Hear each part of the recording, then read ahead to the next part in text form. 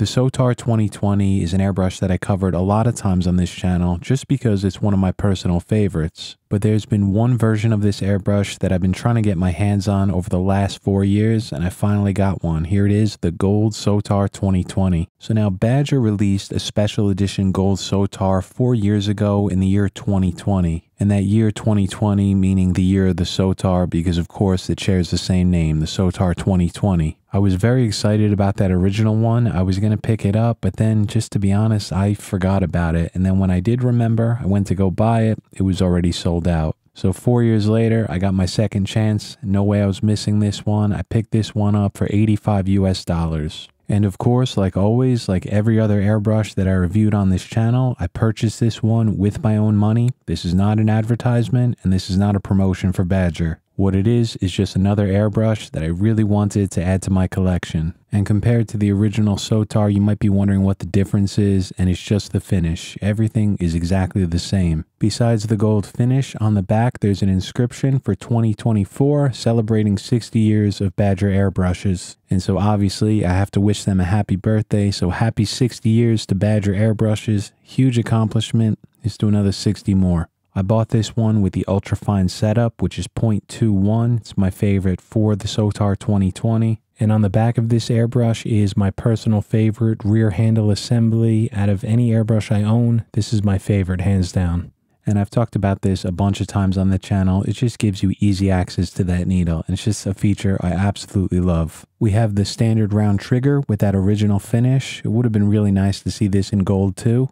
But the front of this airbrush is fully plated in that gold finish, which is a very nice touch. Under the macro lens, the finish is alright. It's not great, it's not bad. It's the standard, same old that you're going to see on every Badger airbrush. I will say that this gold finish definitely shows a lot more of the imperfections than the original black finish. So with that said, I would love to see an improvement on these finishes. It's only cosmetic, of course, but it would just be so nice to see these come fully polished and flawless from the factory. Under a macro lens like this, it definitely shows more of the imperfections that you could see with the naked eye, but an improvement with this finish would be welcomed. The needle and the nozzle tip are perfectly aligned and centered within the front of the airbrush. This is very important so that the airbrush sprays an even cone, and this one sprays beautifully. And that's always been my favorite thing about this airbrush, the way it sprays paint. The trigger response is instant every single time. Just a slight nudge back, it's going to start spraying, and it always has perfect atomization of the paint, so you get very smooth transitions and blends. With these newer Badger Sotar models, they have this strange cutout at the bottom of the paint cup. You can see it here in the lower back of this paint cup. The older models were smooth inside, they didn't have this. And I just find these very difficult to keep clean. You could even see that after I cleaned it out, there's some paint residue left within those grooves. So unfortunately, with these newer models, you are going to have to spend a bit more time and a bit more work cleaning out that paint cup.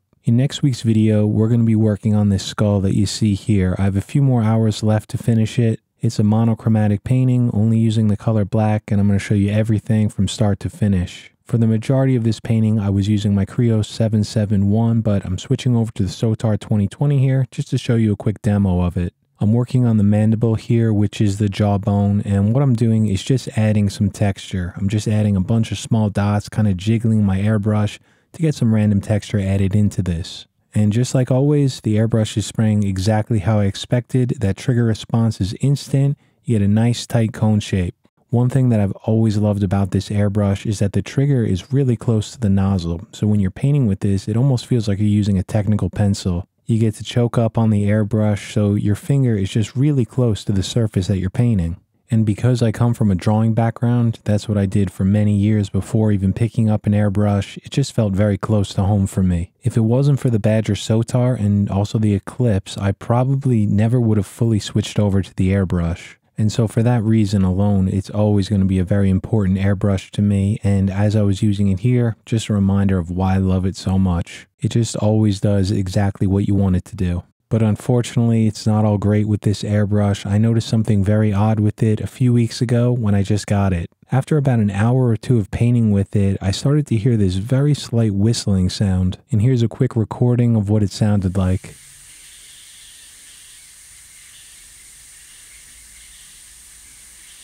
And I'm sure, as you can see and hear right now, that paint is migrating back into the body of the airbrush. If you ever see this, it's because that needle packing screw isn't forming a good seal around the needle. And the job of this needle packing seal is to keep the paint in the cup to prevent it from getting into the body of the airbrush. So I did adjust it, I screwed it down, but unfortunately I'm not able to get 100% seal here. It's a bit better, but I noticed that the paint is really starting to seep if I'm using a very thin paint, like an over-reduced paint, and it takes about an hour of use until I start noticing it. If the paint is thicker, I'm using it right out of the bottle and I'm painting for like 20 minutes or so, it works perfectly. So I will be reaching out to Badger customer support. They're usually great with this stuff and I'll see if I can get it fixed. As of right now, even though the airbrush is spraying beautifully, it's got great atomization, great trigger control, this loose needle packing screw just becomes such a mess. When you get paint back there, it's just a big cleanup. It's not something I want to deal with. So once we get this fixed up, I will make an updated video on this and we'll get back to painting with it. I've already done multiple breakdowns of this airbrush, so if you want to see that, I'll have a link for those videos on the upper right hand side of the screen. And so as we finish this one up, let's just take a quick look at what came in the box. It comes in a simple cardboard box, which I like, and you get the instruction manual in here, which has plenty of great information, and you also get a small Allen wrench. You could use this for the needle limiter or the trigger stop on the back of the airbrush just to adjust it and lock it down. And so that's going to be it, just a quick video on the Gold Sotar 2020 60th anniversary edition. It's kind of bittersweet because I wanted this for so long and unfortunately I can't use it until I get that needle packing screw fixed up. But once I get that part replaced, I'm sure this airbrush will be good to go. Hopefully it paints just as well as all my other Sotar 2020s. And so that's going to be it for this one. That's where I'm going to wrap it up. Thank you guys so much for watching. I'll see you back here next Friday.